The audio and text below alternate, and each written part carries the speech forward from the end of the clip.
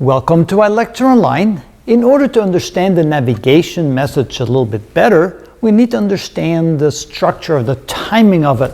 Because, well, where does the message come from? And after all, the satellites can only hold so much memory, so therefore they need to be resupplied with new data on a regular basis. Now we have what we call master control centers around the world. These are places where we can send data to the various satellites in the constellation.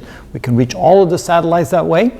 And they send new data to the satellites every 24 hours. Now, not only do they send the data that's going to be needed for the next 24 hours, they send additional data as well in case the transmission gets interrupted for some reason. At least at that point, the satellites will have data they can transmit for a number of days or a number of weeks. It turns out as much as several weeks of data can be stored in the satellites.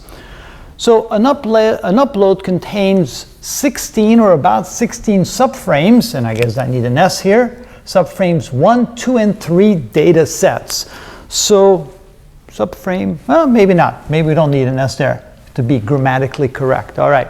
So what does that mean? Well, the data in the subframes 1, 2, and 3, well, that needs to be renewed on a regular basis because that ages out very quickly. It's only good for about 1 to 2 hours. So they send all the data for the next 24 hours all at once. And since the subframe data is only good for 1 to 2 hours, a maximum of 2 hours, they need about 16 sets of those, and depending upon, of course, where the satellites are in relation to the receivers. And that means that, yeah, they load them all up, and then every hour to 2 hours on the hour, they will then change to a new set and start transmitting the new set when the new set is needed in order to make sure that the receivers can accurately determine where the satellites are at.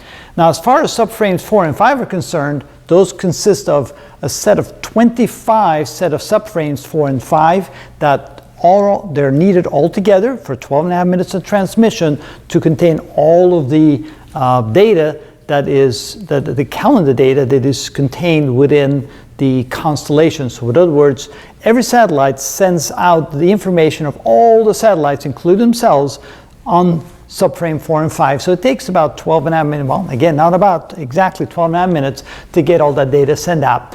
They only need to renew it once every 24 hours. So every 24 hours we send them a new set, the satellites in space. We send them a new set of data that gets loaded in for subframes 4 and 5 that it can be transmitted, but we need 16 sets for subframe 1, 2, and 3 because that gets aged out much more quickly and needs to be renewed. So we'll only load them up once every 24 hours, but enough sets so the satellite can then last for about 24 hours with this new information, with the new subframe information that has the exact ephemeris data of the satellite in its path for the next 24 hours. So that's the timing of it. That's how they get loaded. And again, they do get loaded with extra data just in case something goes wrong and they cannot be reloaded in the next 24 hours. And that is how we make sure the satellites stay in orbit, useful with the transmission data that we need in order to figure out where exactly on Earth we are. And that is how it works.